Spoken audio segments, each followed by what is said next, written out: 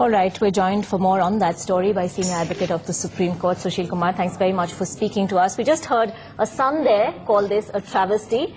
There's a father who's saying that this is justice finally. But where is the evidence against Maninder Singh Pandher, and is this judgment going to stand up to the scrutiny of a higher court? You see, as per the law, the judgment has to be sent to the High Court for confirmation.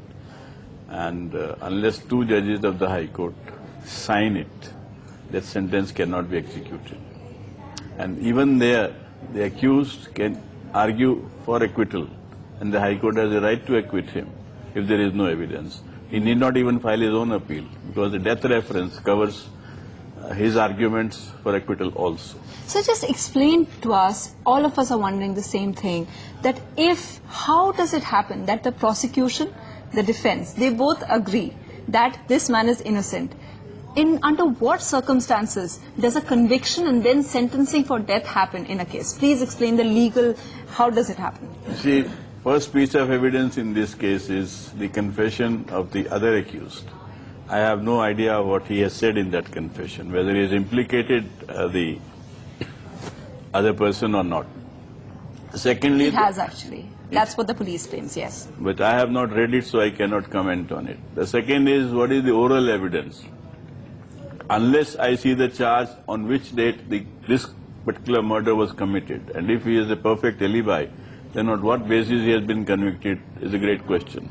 Could public pressure be one of the things that could be taken into account? That is what a lot of people, and off the record, a lot of CBI people also The say. most significant these days is your pressure. Remember, be candid about it. You can convert an innocent man into guilty and a guilty man into an innocent person, because your pressure is so much, everybody loses his normal sense. So that could be one reason. But At the end of the day, there were 19 young girls, young women who were sexually assaulted, killed, in some cases cannibalized. I can understand if you are trying all of them together, but you are trying only for one murder. Either you combine all of them and then give him that sentence if you find him guilty. But this is limited to one case, not to all others. Other cases will be separately tried.